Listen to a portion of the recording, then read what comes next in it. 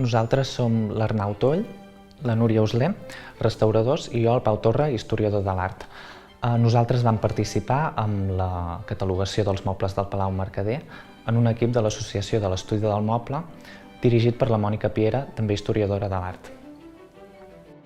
En el cas del Saló dels Àustria, ens anava molt bé per entendre la diferència entre el moble d'estil i el moble d'època.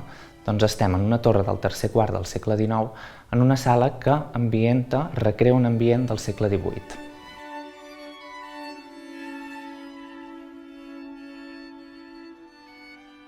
Tenim, doncs, el cadiratge amb una tapisseria a joc amb les cortines i, a més, un paper de paret que imita molt bé i amb molt de detall les teles del segle XVIII.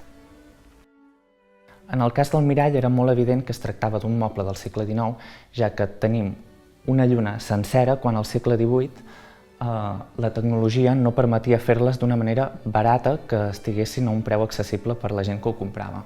Llavors el que ens trobaríem si fos un mirall del segle XVIII seria una lluna partida en dos.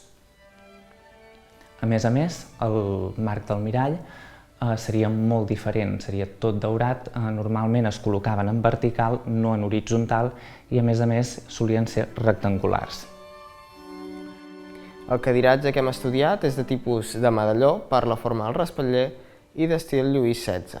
Aquest estil el podem identificar per als ornaments que trobem per tota la cadira. L'estil Lluís XVI agafa elements d'inspiració clàssica que és potenciat aquest estil per la descoberta de Pompeia i Herculà. Els elements que podem trobar són les rosetes o en el faló que trobem unes garlandes de llorer. També tenim les potes, que són afusades i acanalades, que ens poden recordar a columnes romanes. També en altres punts trobem fulles de cant. Aquest model va aparèixer a finals del segle XVIII a París. I és un model que va triomfar moltíssim, tant a la seva època, que es va repartir per tota Europa, com també al llarg del temps. Trobem còpies d'aquest model al segle XIX, al XX i fins i tot actualment es segueix fent aquest model. Això va fer que ens haguéssim de fixar més en els detalls per identificar si era una peça d'època o era còpies de segles posteriors. En el cas del cadiratge, igual que de tota la sala en general, vam partir de la creença que ens trobàvem davant de peces d'estil del segle XIX per dos motius. El primer de tot, el coronament. El coronament de les cadires i del canapé és molt similar al que podem trobar al mirall.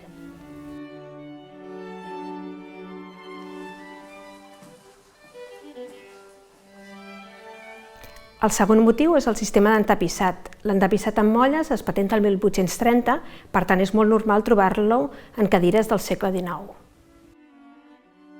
A mesura que vam començar a estudiar les cadires, vam començar a veure petits elements que ens feien pensar que realment estàvem parlant de cadires del segle XVIII i no del XIX, com havíem imaginat.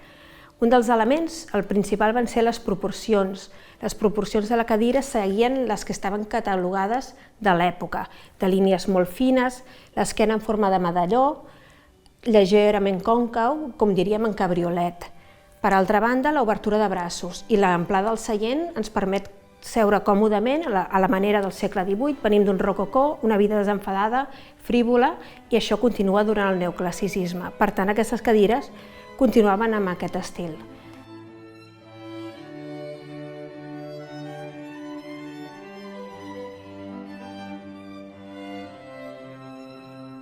Un altre dels elements és l'ús de les clivelles. Les clivelles que trobem estan fetes manualment, per tant ens està parlant que estan fetes en el segle XVIII. Si les haguéssim trobat en el segle XIX, estarien fetes ja amb indústria, perquè ja estem parlant d'època industrial, i a més, potser ni tan sols hi serien perquè hi hauria l'ús de les coles. Observant l'entapissat vam veure que aquest podria haver estat canviat per posar-lo en coordinació amb la resta de la sala, com les cortines, i a més es podria haver aprofitat aquest moment per utilitzar el sistema de molles que feia que els seients fossin més confortables. Un cop vam identificar l'època de la cadira, havíem d'identificar on havia estat fabricada. És una cadira que es troba en un palau català i és d'estil francès. Per tant, els dos principals llocs que se'ns acudien era o una producció catalana o una producció francesa.